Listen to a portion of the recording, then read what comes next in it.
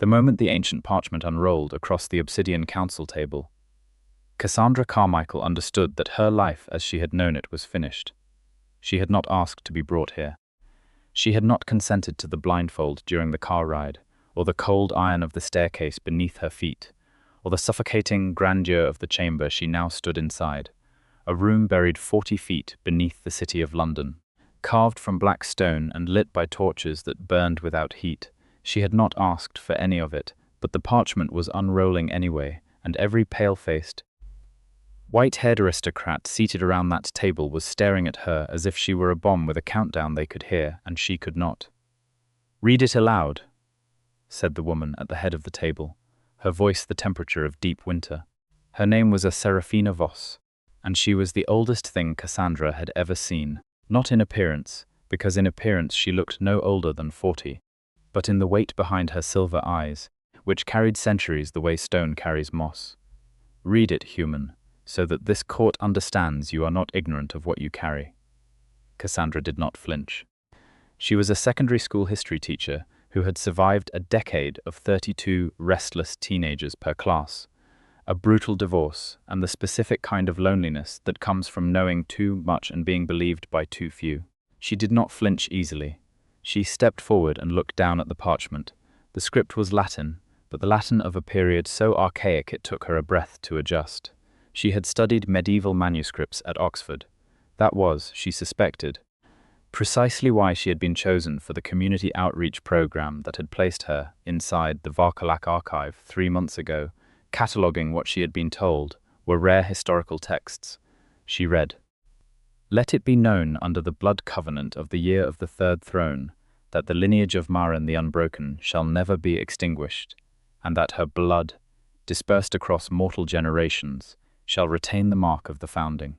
Any vessel bearing this bloodline, whether known or unknown, shall be considered bound to the ancient vow. The founding blood does not forget, the court does not release." The silence that followed was the kind that precedes catastrophe. "She is marked," said a council member to the left, a man with bone-white hair swept back from a face so angular it seemed sculpted from grief. His name was Aldrich Theron, and he had been watching Cassandra since she entered with the specific attention of a man who had already decided something. The test does not lie.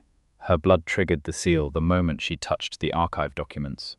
3 months, and not one of us noticed. That is the first failure. The second failure is that she is still alive and standing in this chamber, which means someone allowed it. Every head turned toward the far end of the room, where Draven Varcolac stood against the wall, with his arms folded and his expression made of absolute unyielding calm. He was the lord of this estate.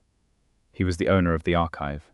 He was the one who had arranged the outreach program, who had selected the candidates, who had interviewed Cassandra Carmichael himself on a grey Tuesday afternoon in a room full of books while she explained her dissertation on pre-Norman bloodline documentation, with a passion he had found. He would admit to no one, immediately compelling. He was also at this moment the most dangerous person in the room. "She is alive," Draven said, his voice carrying without effort, deep and precise, and carrying the particular authority of someone who has never once needed to raise it. "Because I chose not to execute an innocent woman who stumbled into a legacy she did not choose. If that is a crime in the eyes of this court, then we have a much larger problem than one human teacher." Cassandra looked at him across the length of the room. She had spent 3 months working 20 feet from this man. She had argued with him about the dating of manuscripts. She had drunk terrible tea with him in his private study at 2 in the morning when neither of them could stop working. She had known he was not entirely what he appeared to be. The stillness was too complete, the eyes too old, the grace too deliberate. But she had told herself a rational story. Because rational stories were what kept the world comprehensible, the rational story was done. "Someone," said Serafina Voss, each word placed like a chess piece, "needs to explain to this court how a founding bloodline carrier was placed inside a Varcolac archive for 3 months without the proper protocols, and then someone needs to explain what we do with her now." Draven pushed away from the wall. The room shifted. It was not dramatic, it was not performed. It was simply the biological, or perhaps supernatural, response of every being in that chamber, registering the movement of their apex and adjusting accordingly. Cassandra watched it happen and filed it away, because she filed everything away. It was how she survived things. "What you do with her," Draven said, walking the length of the room with the unhurried certainty of a man who has crossed battlefields and found them tedious, "is nothing. She is under my protection. The archive is my domain. The protocol failure is mine to answer for, and I will answer for it. But no harm comes to Cassandra Carmichael. That is not a request." Aldrich Theron's eyes narrowed to something very thin and very cold. "She carries the founding blood. The ancient vow states that any such vessel is bound to the court. She is not a civilian, Lord Varcolac. She is a resource, a living archive. The knowledge in that blood is hers," Cassandra said. The room went extremely still. She had not planned to speak. She had planned to listen, assess, understand, and then find the most logical path through whatever this was. But Aldrich Theron had used the word resource, and something in her chest had reacted to it the way it always reacted to being underestimated by men who confused composure for weakness. "Whatever is in my blood," she said, holding Aldrich's gaze with the same steady attention she used when confiscating phones from students who thought she had not noticed, "belongs to me. Not to a covenant I never signed, not to a court I never pledged, not to anyone in this room. If your ancient law says otherwise, then your ancient law has a problem, because this is the 21st century, and I am a British citizen, and I am telling you clearly that I am not anyone's resource." The silence stretched. Then Draven Varcolac did something that apparently shocked the entire council. He smiled.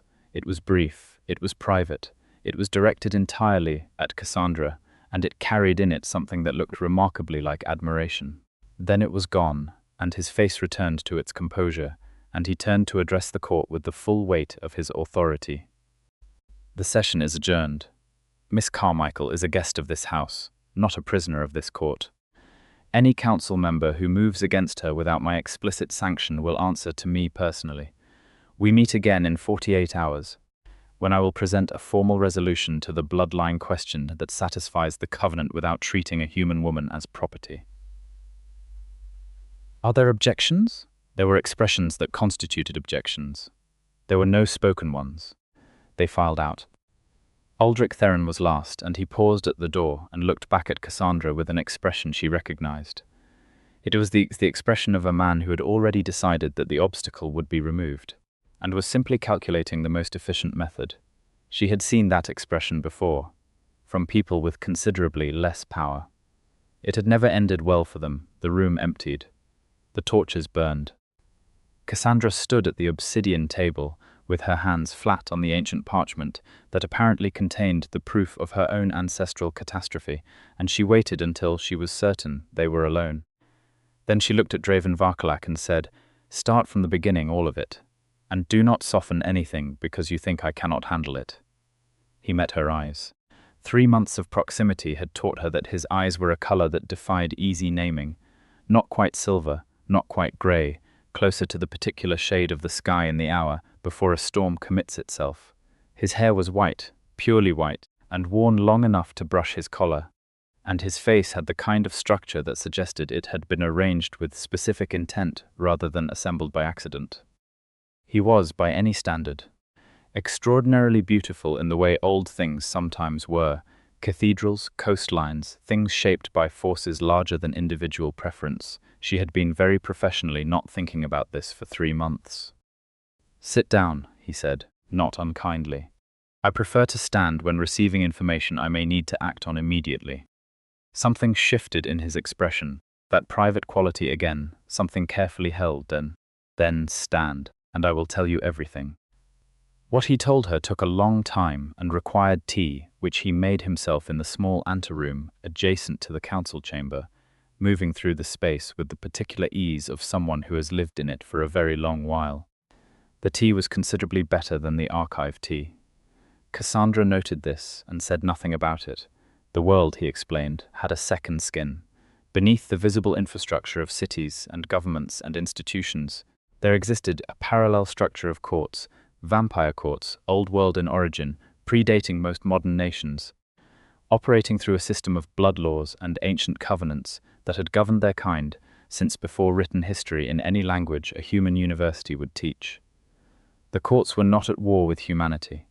They were, in the most pragmatic sense, coexistent. They needed humans to survive. Centuries of negotiated understanding had produced something close to equilibrium. The founding blood complicated everything. Approximately 11 centuries ago, a woman named Maren had been the last living human who carried a genetic marker. They did not call it genetic at the time, but the result was the same, that allowed vampires to read blood memory, not just to feed, but to access the accumulated lived experience of every ancestor in a bloodline when they drank from a carrier, history, knowledge, the texture of centuries. It was, Draven explained with a scholar's precision, the equivalent of a living archive. Not metaphorically. Literally, Maren had made a covenant. She had agreed to allow the court access to her blood memory in exchange for protection for her descendants. The protection had been real. The covenant had been written into blood law at the highest level, but Maren's descendants had scattered across mortal generations, and the marker had dispersed, diluted, hidden in unremarkable bloodlines across centuries. Until now. Until a history teacher with a gift for ancient texts had placed her bare hands on archived documents, treated with a blood-reactive seal, and the seal had responded. The court believes, Draven said, that your blood memory contains 11 centuries of accumulated human history. Every life your ancestors lived, every war, every migration, every private truth that never made it into any document that survived. Cassandra looked at her own hands. They were ordinary hands, the hands of someone who graded papers and made grocery lists and occasionally stayed up too late reading. And they want to access it. Aldrich Theron wants to access it. Aldrich has been searching for a founding carrier for over 200 years. He has his own reasons, and they are not the court's reasons, and that is the second problem. What are his reasons? Draven set down his cup. There is a specific event in the 11th century, a betrayal at the level of the founding itself, that determined which bloodline would hold authority over the European courts. Aldrich believes the truth of what actually happened is preserved in Maren's blood memory. He believes that truth would overturn the current court hierarchy. Cassandra understood immediately, and if the hierarchy falls, he would be positioned to take control. Yes, so I am not just a resource, I am a political weapon. Yes, she sat with that for a moment. Outside this buried chamber, above 40 feet of stone and the weight of centuries, London was going about its evening, buses and office workers and someone, somewhere, teaching a very confused class about the Crusades, using a textbook that was already 20 years out of date. The ordinary world had been sitting on top of all of this the whole time, and she had been sitting inside it, right on the edge of the hidden one, without any idea. And your family's archive, she said slowly. You knew what the documents were. You knew what the seal was designed to do. Did you put me in that archive on purpose? The question hung in the air between them. It was the most important question. It was the one everything else depended on. Draven Varcolac held her gaze without flinching. No, I selected candidates based on academic qualification. I read your application. I interviewed you. I chose you because your expertise was genuine and your analytical instincts were exceptional, and because I thought, incorrectly, that the seal was dormant. The last confirmed founding carrier died in 1742. The bloodline was believed to be extinct. I was wrong, and because I was wrong, you are sitting in this room, and I owe you more than an apology. She read people well. It was a professional necessity. She read the particular quality of his stillness, the lack of performance in it, the way his eyes stayed steady, without the practiced steadiness of someone constructing a story. She believed him. All right, she said. So we have 48 hours before the court reconvenes. You said you would present a resolution. What does that look like? He leaned forward, and for the first time since she had entered this impossible room, something in his posture shifted from composed authority to something that looked, briefly, barely, like genuine worry. There is a clause in the original covenant. Maren included it deliberately. A founding carrier cannot be compelled if they have made a voluntary bond with a court representative. The bond is symbolic, a formal declaration of alliance, not ownership. If you make that declaration, Aldrich cannot compel access without violating blood law at the highest level. It effectively places you outside his reach. A bond with a court representative, Cassandra said carefully. Meaning you, meaning me, and this bond, what does it actually involve? He met her eyes without deflection.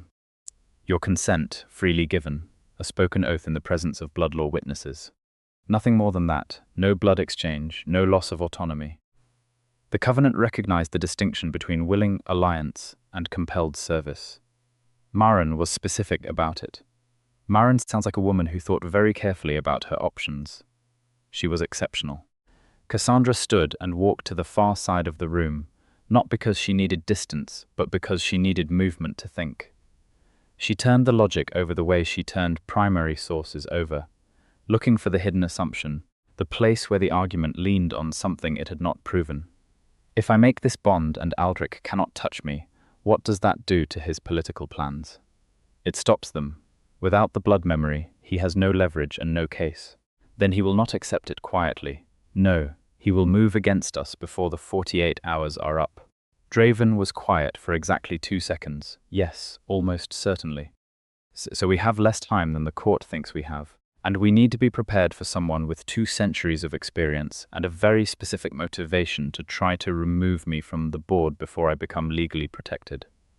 She turned back to face him. What resources do we have? He looked at her for a moment with an expression she could not entirely name. Something between astonishment and a tenderness, so contained it was barely visible. Then he said with complete sincerity, "You are the most composed person who has ever been told any version of this information.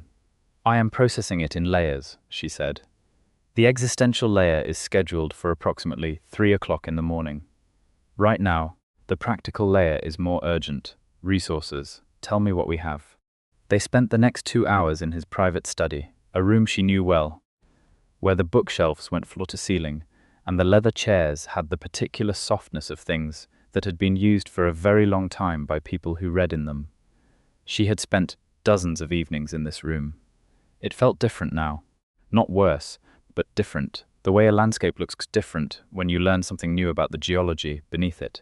He had 3 loyal members of his household guard, Vasil, Petra, and Mercia, all older vampires, all bound to the Varcolac line by oaths that predated the current court configuration. He had access to blood law records that the main court archive did not hold, because certain documents had been kept private by his family, for precisely this kind of contingency.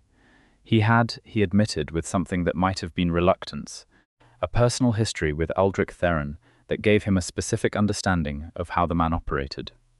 How personal? Cassandra asked. We served on the same campaign in the 14th century.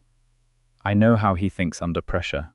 He acts quickly when he believes he is close to his objective, and he is not cautious once he has committed to a course. He will move tonight. Then so should we. The bond declaration needed witnesses from outside Draven's immediate household. The blood law required it to be unimpeachable.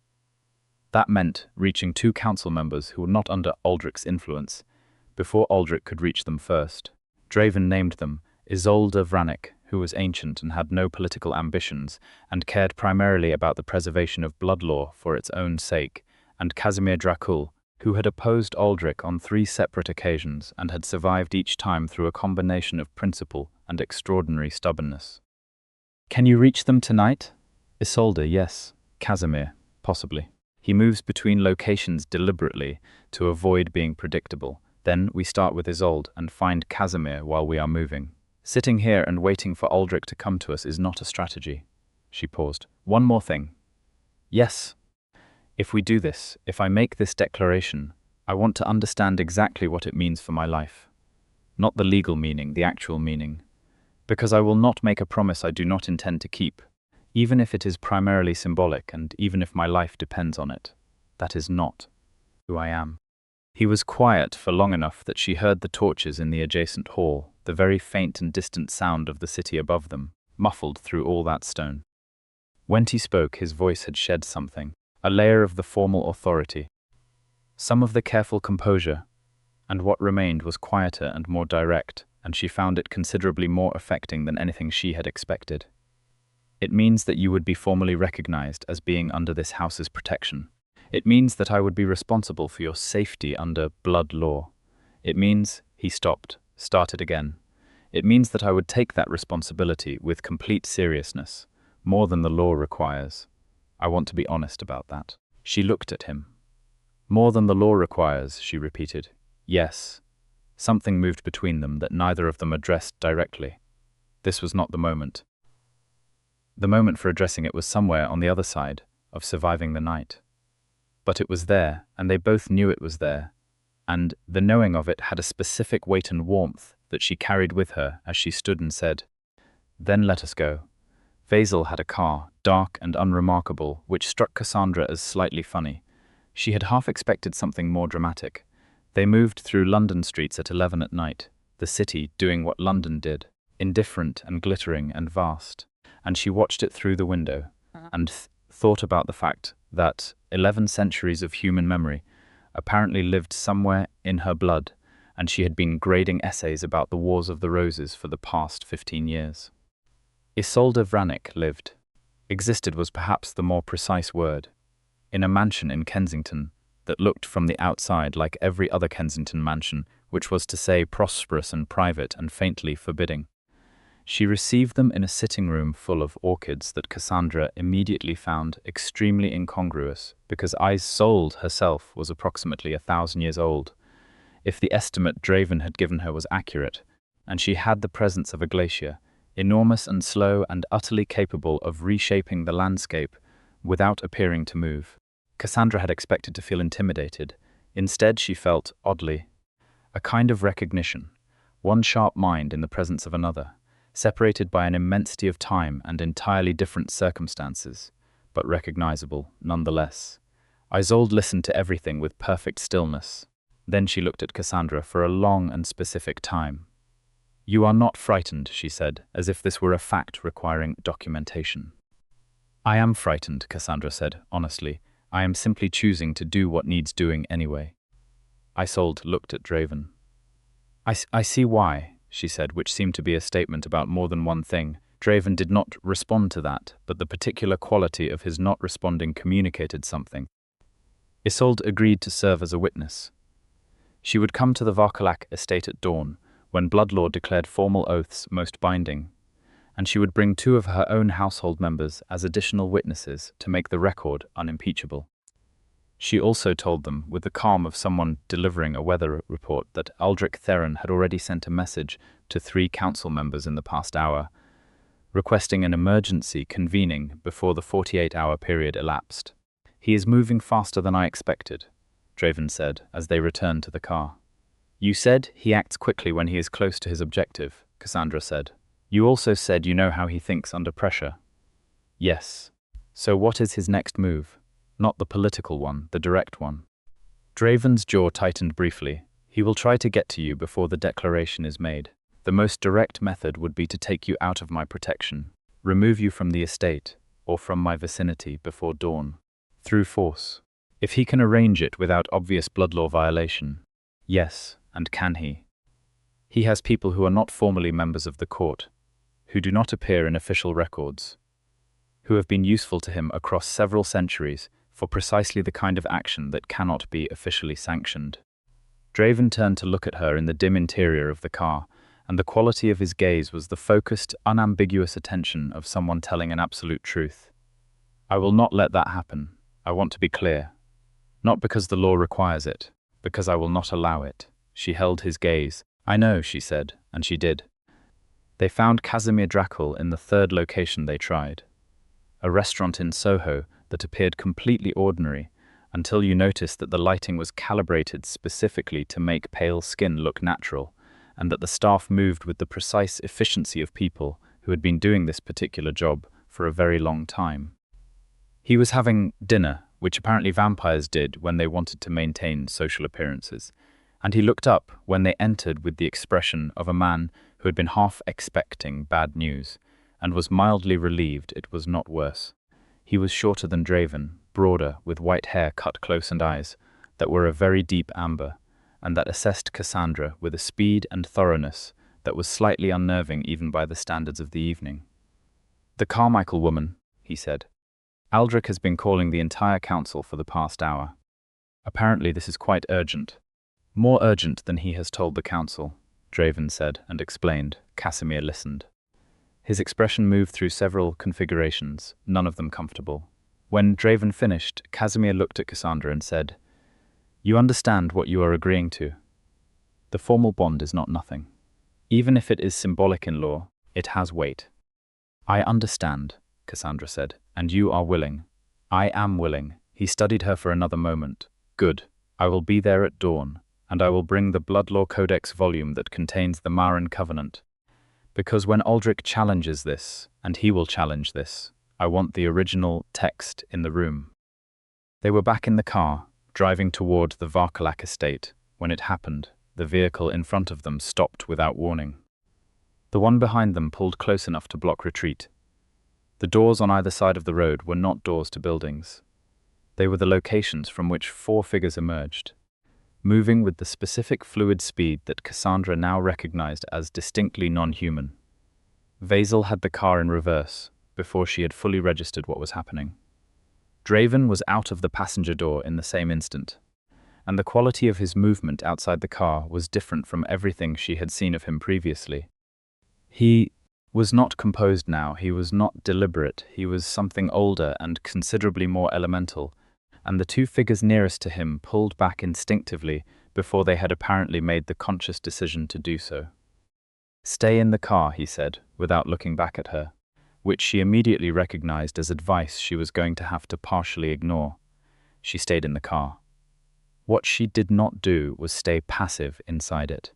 She looked at the situation with the same analytical attention she brought to everything. 4 individuals, 2 partially blocking Draven, 2 moving toward the vehicle from different angles.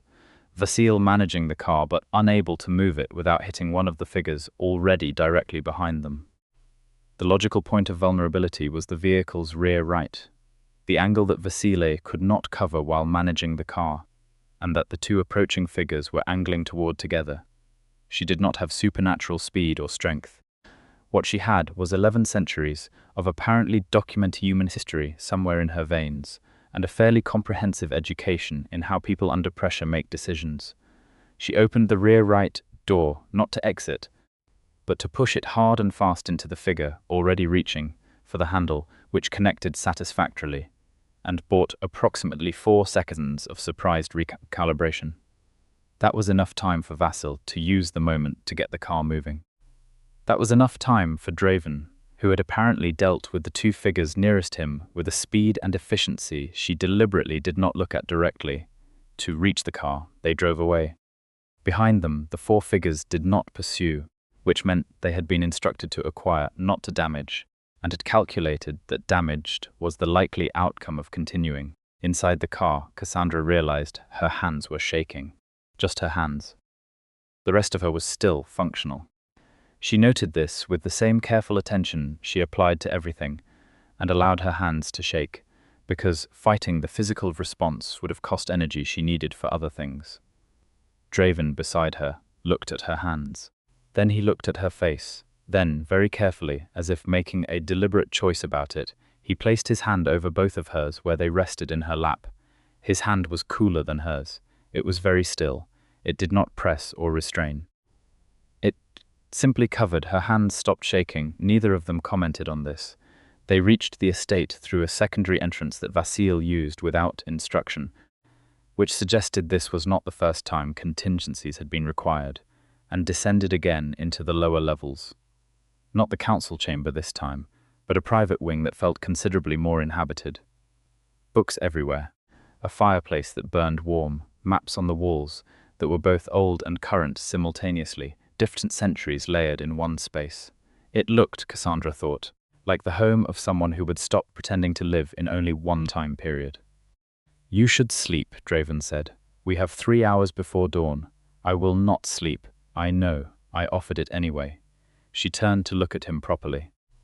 He had removed his outer coat and was at the fireplace, which should have softened him and did not, because the firelight just made the white of his hair look like something out of an old painting, and the architecture of his face was made, apparently, to look best in dramatic lighting.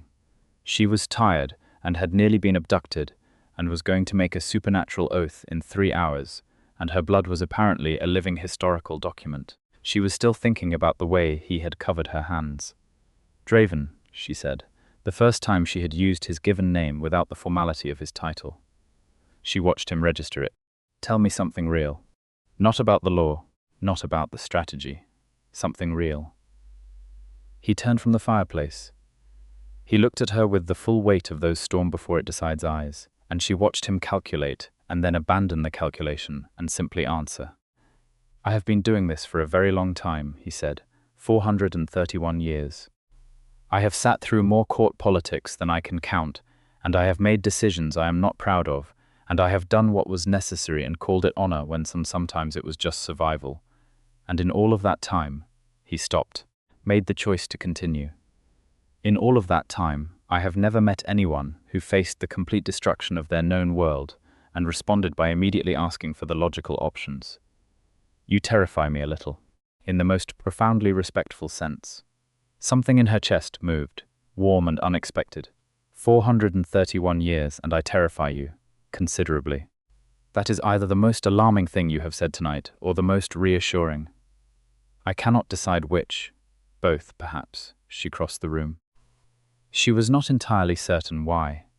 The decision had been made somewhere below the analytical layer, in the part of her that had been watching him for 3 months and filing things away, and being very professionally disciplined about it. She stopped close enough that the firelight was behind her, and they were facing each other with the full honesty of the hour and everything that had happened in it. After tomorrow, she said. After the declaration and whatever Aldrich does about it, and however this resolves, what does this look like, you and I?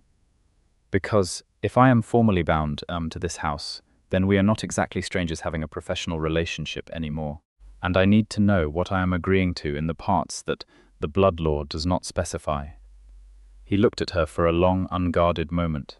Underneath the composure and the authority and the 4 centuries of practiced distance, she could see something that looked very much like wanting, careful and old and completely genuine. That, he said, would depend entirely on what you want.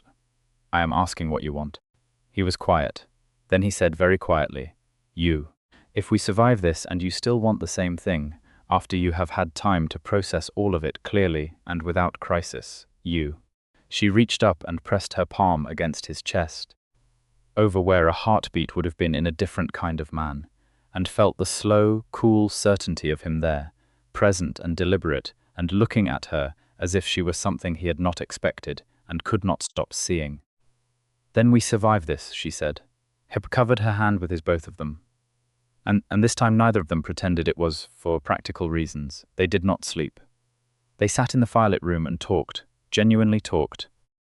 The kind of conversation that only happens in the hours that feel separated from ordinary time, when the night is too advanced for performance and too significant for silence.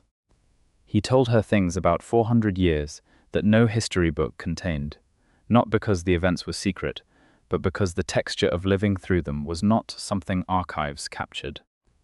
She told him about the work that had led her to medieval bloodline documentation and the specific thesis that had eventually brought her application to the Varcolac archive, and he listened with the focused attention of someone to whom listening was not passive.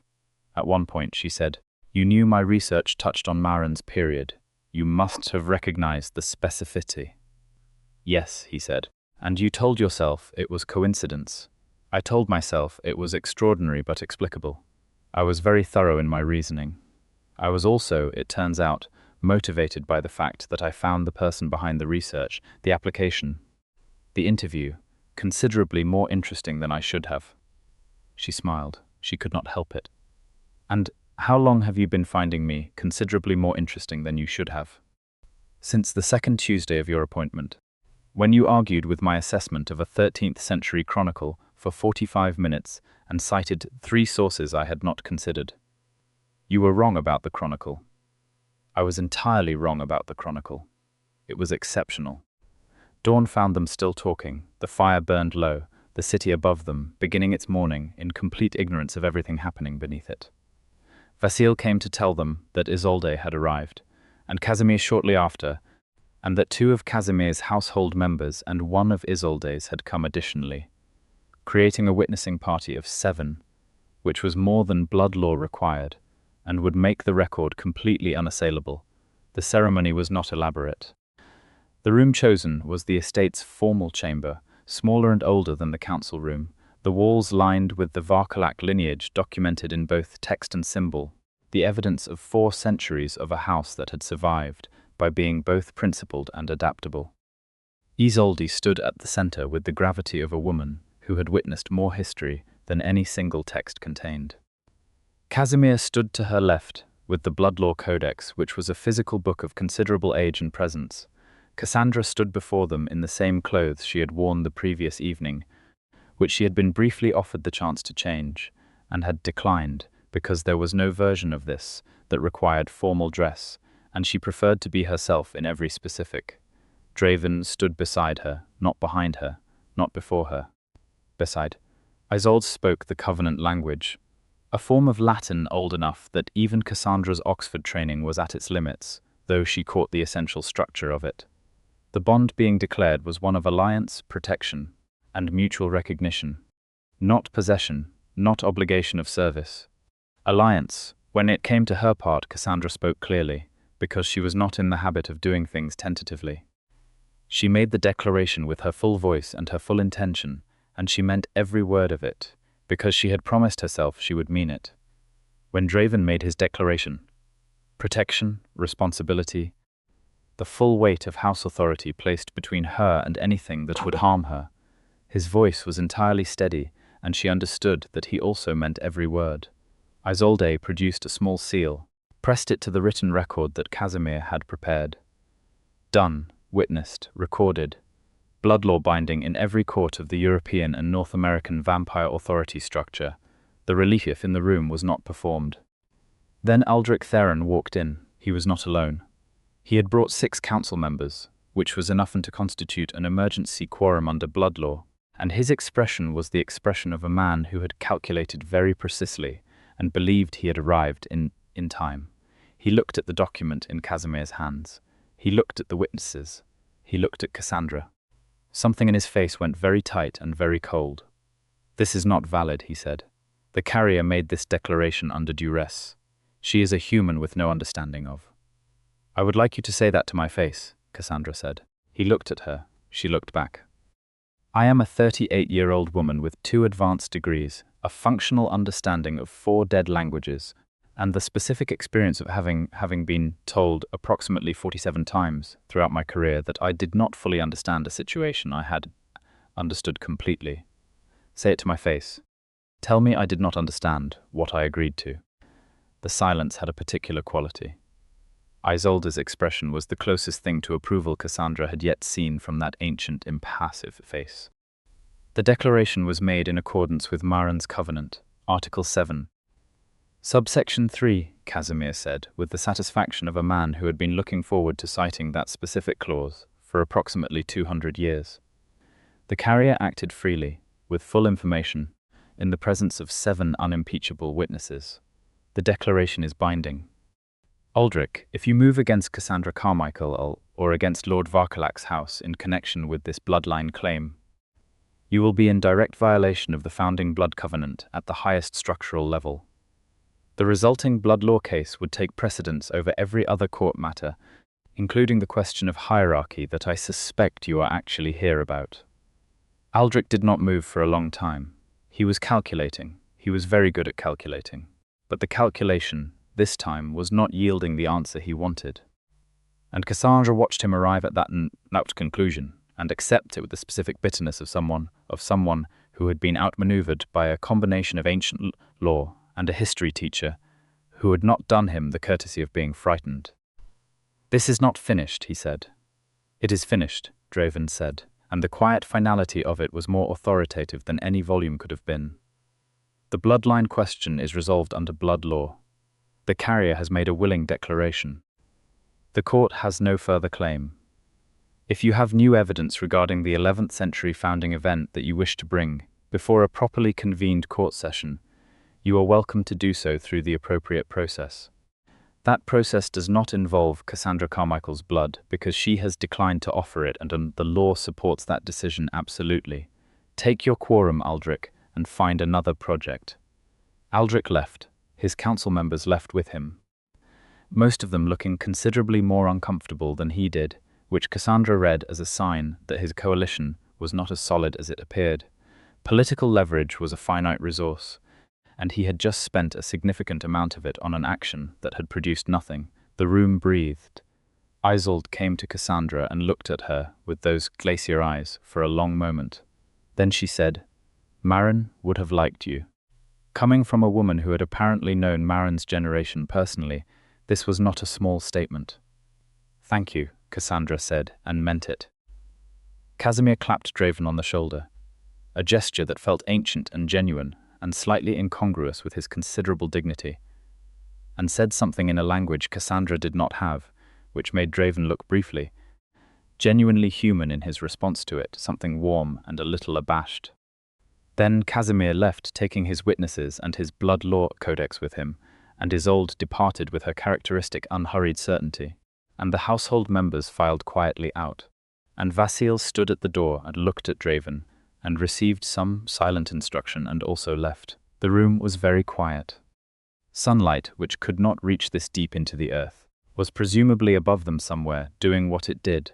Cassandra turned to Draven. He was looking at her already. "Well," she said. He agreed.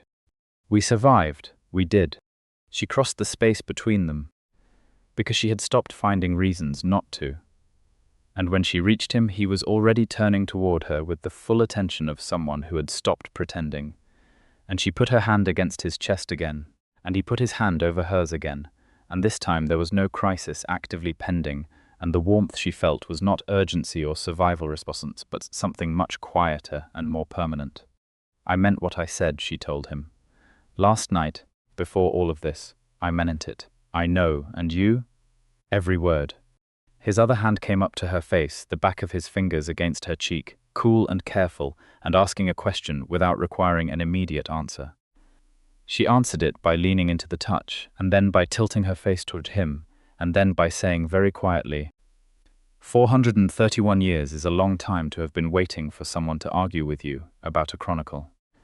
Something in his expression broke open.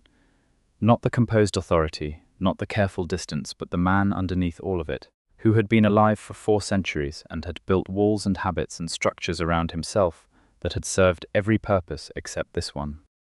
And he said, with a softness that was entirely private and entirely genuine, 432 now.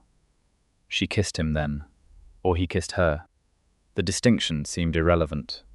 It was the kind of kiss that happened when two people have been moving toward each other across a significant distance, and the distance has finally closed. And what follows is not collision but recognition. The fire had gone completely out by the time they separated, and the room was lit only by the estate's deep, permanent torchlight, and the world above them was going about its Tuesday with complete indifference. And for the moment, that was exactly as it should be. The days that followed were not quiet. Aldrich Theron's challenge to the court hierarchy regarding the 11th century founding event went forward, but without Cassandra's blood memory, and without the ability to compel anything from her. His case was theoretical and historical, and the court treated it with the particular thorough skepticism that ancient institutions applied to claims that required overturning significant amounts of institutional structure. He was not removed. He was not destroyed. But his political standing contracted substantially, and the specific project he had invested 2 centuries in was dead. The council, meanwhile, had to reckon with the fact that a founding blood carrier existed, was alive, was under the protection of the Varcolac house, and had explicitly exercised her right under Maren's covenant to decline to offer her blood memory to any court proceeding. This caused considerable discussion. Several council members argued, through the appropriate legal channels, that the court should pursue a negotiated arrangement. Cassandra met with the 2 of them, with Draven beside her, and explained with complete clarity that her blood was not a public archive, and that if the court's historical record had gaps that were personally inconvenient, those gaps were the natural consequence of history being lived by actual people rather than managed by institutions. Isolde, attending one such meeting as an observer, said afterwards that watching Cassandra Carmichael explain documentation theory to a vampire council was the most entertaining thing she had witnessed in approximately a century. Casimir formalized a blood law precedent, based on the Marin Covenant's 7th article, that established explicit protections for all identified founding carriers. Going forward, it was not idealistic legislation. It was pragmatic, carefully worded, and constructed to be genuinely difficult to circumvent. It was the best kind of law, the kind that looked like a compromise, and was actually a structural change. The archive continued. Cassandra went back to it, not because she was required to, but because the work was genuinely important, and she was genuinely good at it. And because sitting 40 feet underground in a room full of texts that spanned 12 centuries was, she had decided, the correct place to be working. She renegotiated her terms formally, this time with full knowledge of what she was working with and full authority to set the conditions. She brought in 2 colleagues from the university, both vetted carefully. Both told a version of the truth that was as complete as was safe and as honest as was possible. Draven watched all of this with the specific expression of someone who had anticipated being needed and had discovered instead that the correct role was adjacent and supportive, and was finding that role considerably more satisfying than the alternative.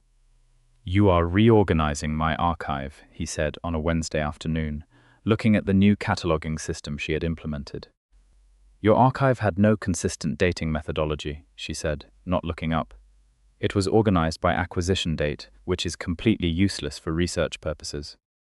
It has been organized that way for 200 years. Then it has been useless for research purposes for 200 years. You are welcome." He leaned against the doorframe with his arms folded, and that private expression that she had now had several weeks to interpret clearly, and that she interpreted as the specific look of a man who was deeply, helplessly fond of someone and was at peace with that fact.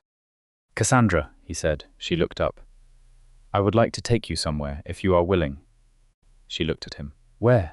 "Somewhere that is not underground. Somewhere above the city. Tonight when the sun is properly down." He paused. "I have been alive for 432 years, and I have seen considerable amounts of it while it was dark and cold and threatening.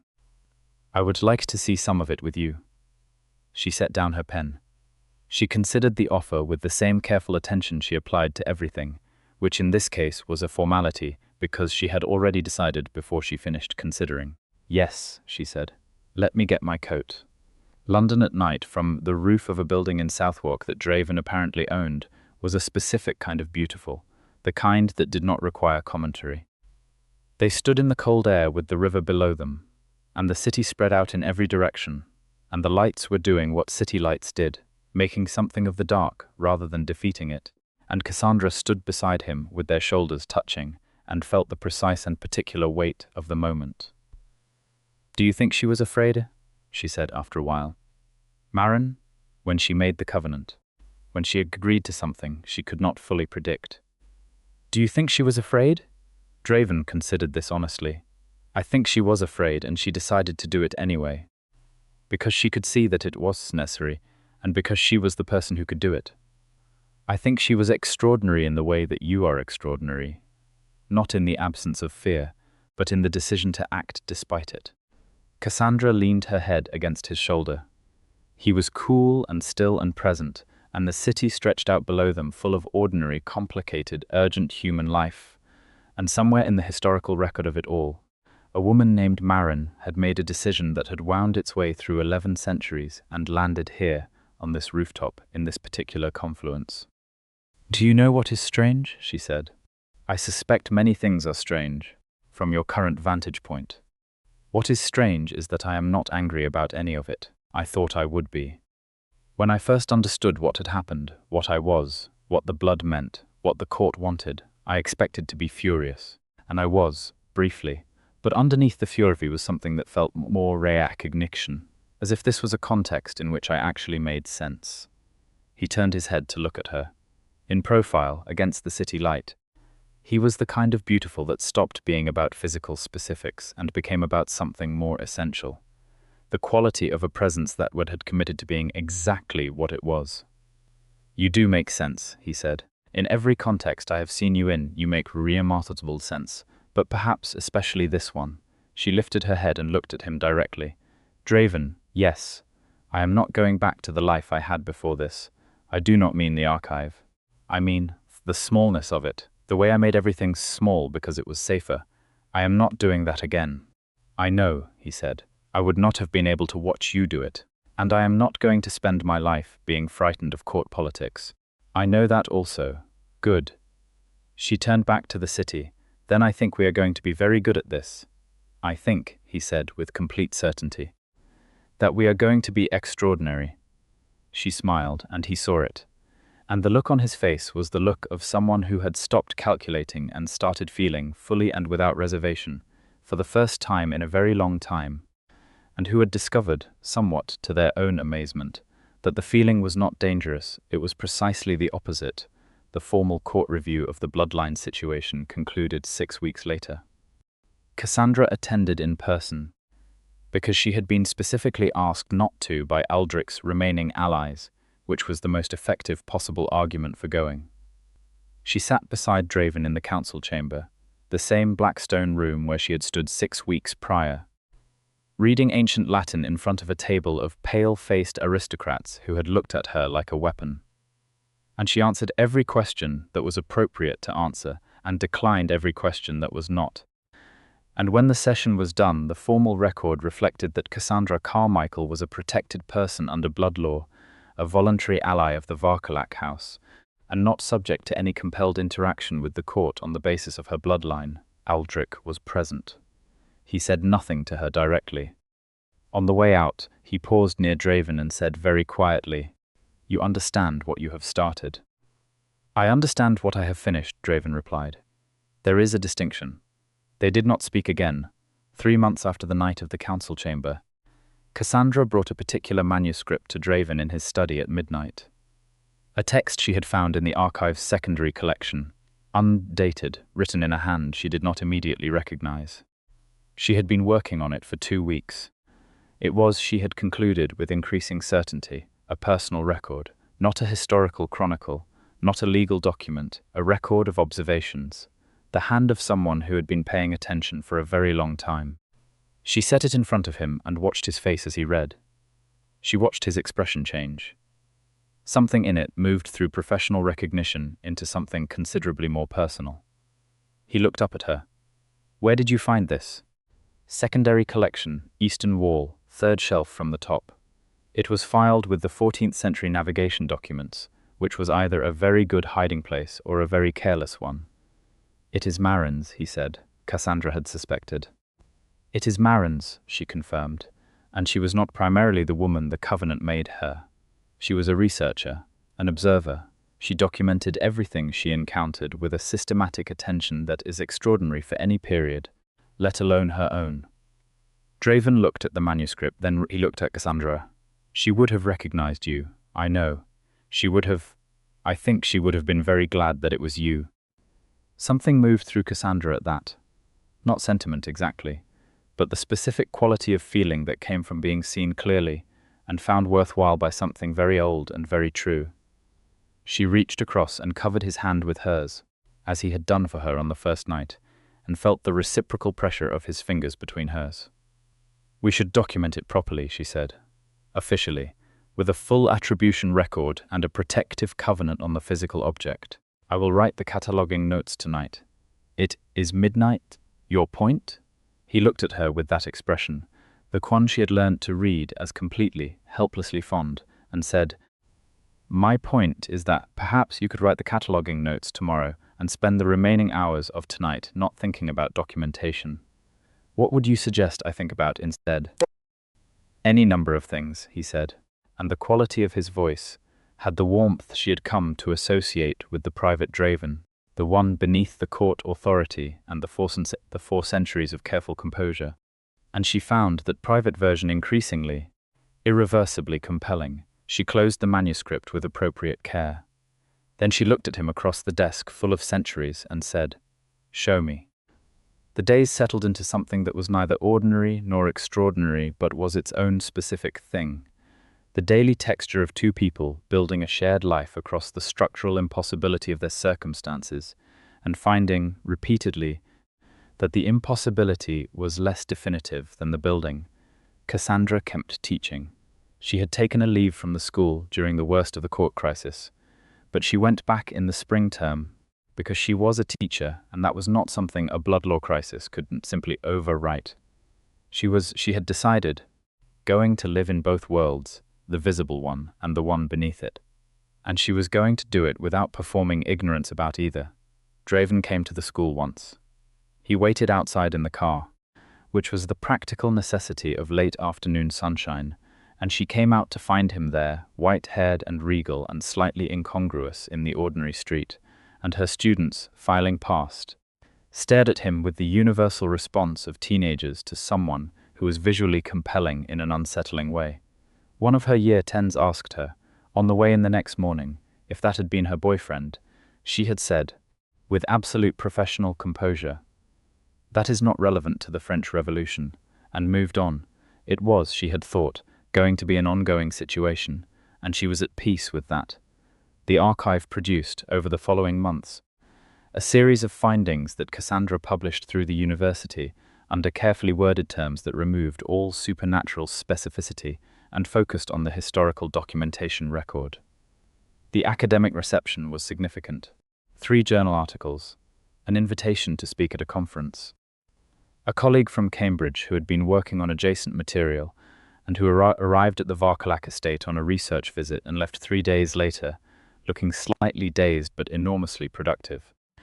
Draven watched all of this with consistent pride and consistent bemusement, and the occasional interjection when the historical accuracy of a proposed publication required calibration from someone who had been present for the events in question. This happened more often than Cassandra had initially anticipated, and every time it did, she spent approximately 20 minutes being mildly astonished and then immediately updating her notes. On the night of the first anniversary of the council chamber, they were on the Southwark rooftop again. It had become a habit, the city at night, the river below, the cold air that she had learned to dress for, and that did not bother him at all. She had brought a thermos of tea. He had said, when she produced it, that she was the most practically romantic person he had encountered in 4 centuries, which she had taken as a compliment, because it was clearly meant as one. The city was doing what cities did, living its multitudinous, ordinary, urgent life in complete ignorance of everything beneath it and around it. 1 year, she said. 1 year, he agreed. And Aldrich? Aldrich has taken his research project to the Eastern Courts. He will be occupied for some time. The Eastern Courts are considerably less patient with political maneuvering than the European Council. Good. The blood law precedent Casimir established has been adopted by 3 additional court jurisdictions. It will be in the International Blood Law Codex within the year. Also good. She looked at the city. He looked at her. Cassandra, he said. She turned. He was looking at her with the full, unguarded quality that she had first seen on the night of the crisis, and that had not diminished. She had thought it might be the specific intensity of an extreme situation, but it had not. It had settled into something more permanent and more certain, the way foundations settled, and she had felt it settle in herself also, the same quality of becoming more solid rather than less. I have been alive for 433 years, he said, and I have spent significant portions of that time being very good at not wanting things I could not have. I was excellent at it. I had refined it into an art form. He paused. And then you came into my archive and argued with me about a chronicle, and I discovered that I was significantly worse at it than I had believed. She smiled. 433 years of practice undone by a 13th century chronicle. By the person who argued about it, the chronicle was incidental. She stepped toward him, because this was where she always ended up when he looked at her like that, and she did not find it anything other than correct. She placed her hand against his chest and felt his hand cover hers, and looked up at his face in the city light and said, "I love you." She had not said it before, she had shown it. Through action and through presence and through the specific consistency of choosing him repeatedly in all the ways that mattered. But she had not said it, and she had been waiting for the moment that felt true rather than pressured by circumstance. This was the moment. It felt true in every specific. Something in his face broke open, the way it had the first time she kissed him. And beneath the composure and the authority and 4 centuries of practiced self-containment was a person who had been very alone for a very long time, and who had not fully acknowledged that aloneness until it ended. "I love you," he said. "I have loved you since the second Tuesday, and I have spent approximately 11 months managing the gap between what the law and circumstance required and what that meant, and I am extraordinarily glad that gap is closed." She laughed, genuinely, fully, and the sound of it surprised him slightly, which made her laugh more, and he looked at her laughing, and something in his face settled into the most complete and peaceful expression she had ever seen from him. The specific peace of a person who has arrived somewhere and knows it. She pulled him down by the collar of his coat and kissed him with the full warmth of everything she meant, and he kissed her back with 4 centuries of having been very good at not wanting things, and the complete abandonment of that practice, and the city existed below them, and Marin's blood ran through her veins, and the hidden world breathed under the visible one, and all the ancient laws and covenants and courts and councils were somewhere doing what they did. And on a rooftop in Southwark, 2 people who had been moving toward each other across the full impossible distance of what they were stood together, and found that the distance was closed, and what remained was this, just this. Afterward, walking back to the car with his coat around her shoulders against the cold she felt, and he did not, she said, "The Marin manuscript. I have a theory." "Of course you do." "The observations she documented. There is a section I have not been able to fully date. But the descriptions match events that would have been," she glanced at him, "events that would have been contemporary to you, to the 14th century. "I know." She stopped walking, looked at him. "You knew Marin?" "I knew her descendants," he said carefully. 3 generations down, there was a woman in the 14th century who had the same analytical attention, the same particular way of looking at a problem from every angle and finding the one that worked. She did not carry the bloodline marker. It had dispersed sufficiently by then that it was untraceable. But he paused. The quality of mind, it was unmistakable. Cassandra absorbed this.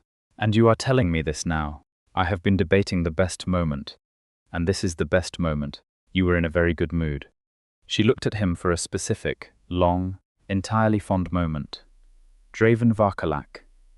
In 433 years you have become an excellent strategist and a very wise man, and an absolutely terrible judge of conversational timing." He looked abashed in the particular way he rarely allowed himself to look. "The 14th century woman's name was Cassia," he offered. "It was not the first time I thought the resemblance was too precise to be coincidence." She started walking again. He fell into step beside her. "You should have led with that," she said. "I recognize that now.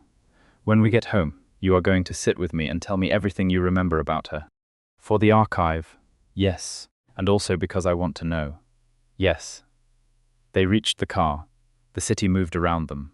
Vasile opened the door with the particular neutral discretion he always maintained, which Cassandra had learned to read as a very specific form of approval. She got in. Draven got in. The city closed around them as they moved through it. Ordinary and impossible, and full of the accumulated weight of everyone who had ever lived in it, going back and back through all the centuries that had led to this one specific night, this specific car, these 2 specific people who had no business being here together, and were here nonetheless irrevocably and willingly, and with the full intention of remaining so. The archive was waiting. The manuscripts were waiting. 11 centuries of documented human experience were apparently somewhere in her blood, and Marin's personal record was in the Eastern collection under a new proper cataloguing reference, and the blood law precedent was working its way through international court jurisdiction, and Aldrich Theron was in the Eastern courts having a very difficult time, and Casimir Dracul had sent a letter last week that made Draven smile in that private way, and Isolde had asked for a copy of the first published article, which Cassandra had sent with a handwritten note that had apparently surprised the ancient woman considerably, and they drove through London, and the night was very dark and very full, and everything was ahead of them, all of it, the impossible length of it, and she reached across in the dark of the car and found his hand without looking, and his fingers closed around hers immediately, as if he had been waiting for it, and she thought that this was, after everything, the crisis and the blood law and the ancient covenants and the rooftops and the council chambers and all of it. Quite simply, the most real thing she had ever been part of. She held on to it. She intended to hold on to it for a very long time. He pressed his thumb gently across the back of her hand, the slight coolness of him, the utter certainty of the gesture, and outside the window London continued its vast and ordinary life. And somewhere below it the courts continued their ancient maneuvering, and somewhere in the centuries ahead everything that was still possible waited to be lived. And Cassandra Carmichael, who had walked into an archive 3 months before expecting to catalogue old texts, and had found instead the hidden architecture of the world and the one person in 400 years of it who had looked at her like she was the most interesting thing in the room, leaned her head back against the seat and closed her eyes and felt, for the first time in longer than she could accurately name, entirely and completely at home.